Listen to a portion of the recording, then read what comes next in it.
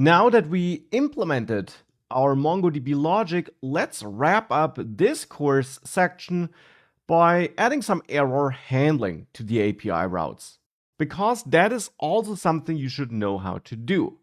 When you run server-side code, things don't always go right.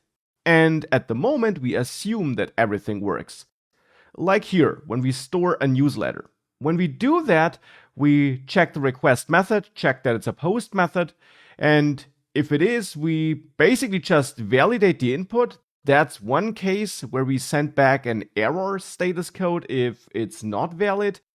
But for working with the database, we just assume that everything works. And that's unrealistic. Things won't always work.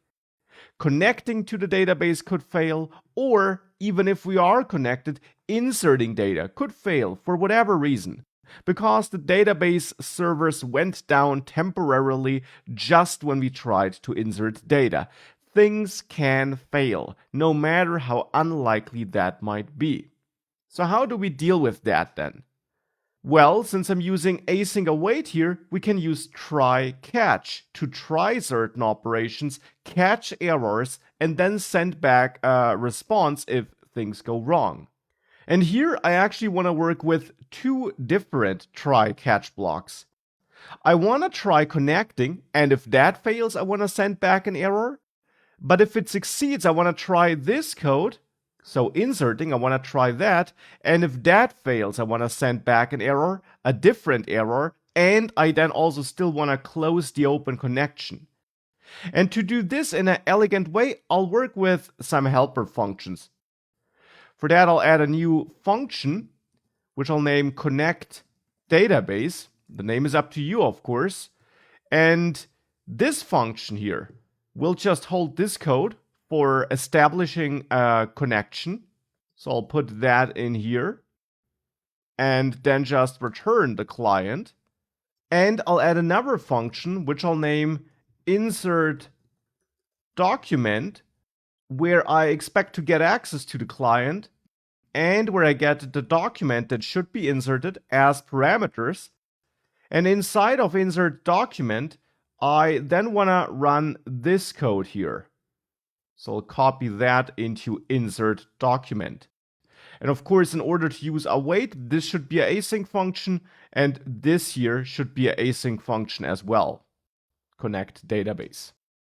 Now with that done, down here in our main handler function, I get the client by calling connect database, and then I will call insert document, pass my client as a first argument, and that document here as a second argument.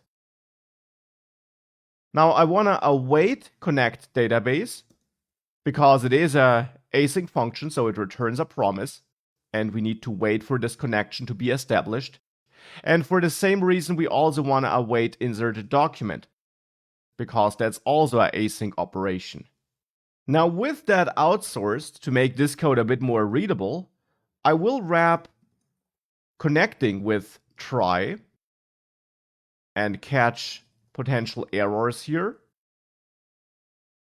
And I'll then do the same for inserting here. I'll also wrap this with try and catch errors here.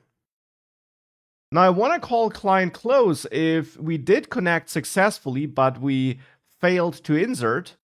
So I want to call client close inside of this try block here as well. And to make sure that client is available here, I'll set it as a variable here and set it to a value in the first try block. And if we make it past this block, client will be the connected database. So calling close will work then. And then here we got the different errors. If we fail to connect, I want to send back a response where I set the status code to 500, which indicates that something went wrong on this server, which clearly is the case here. And I'll send back an object as JSON, which has a message where I say connecting to the database failed. And if that failed, I don't want to continue with the other code. I don't want to continue with this try catch block, and I certainly don't want to send back this response eventually, hence here I'll return then, to prevent further function execution. I'll do something similar here if we fail to insert. I'll copy that code, but I'll set the message to inserting data failed. And that's how we can handle errors here. If we make it past both try catch blocks, so if we don't go into any of these catch blocks to be precise, we will still send back that success response. Now to check whether that works, we can temporarily break this connect database function by using incorrect credentials, like a username that doesn't exist. I save that and I go back to the newsletter part here. If I try to sign up with some dummy newsletter, we see that we get back an error here. In the network tab, we also see it. We see that we get back a response with a status code of 500, where the message we get is connecting to the database failed. Now, as mentioned before, we don't have any feedback on the user interface, and you might of course want to add such feedback also for the loading state and so on. I just didn't focus on this at the moment because I want to thoroughly dive into API routes. And there we can see that our error handling works. If I go back to a correct username and we try that same request again, I still get an error. Inserting data failed is what I get now. That's unintended, but good to know. Let's see what went wrong there. And the problem here is a simple error I made in this extra insert document function. I'm accepting client and document. Well, I should be using that document for inserting data instead of having my hard-coded document there as I had before, where I referenced user email, which is just not available. I should be using the document we get as a parameter. So, still nice to see that this error handling also worked, but with that fixed, if we now try this again, now that's looking better. We get a success response here, and it works. So that's how we can add error handling here. Now let's also add it to the other API route.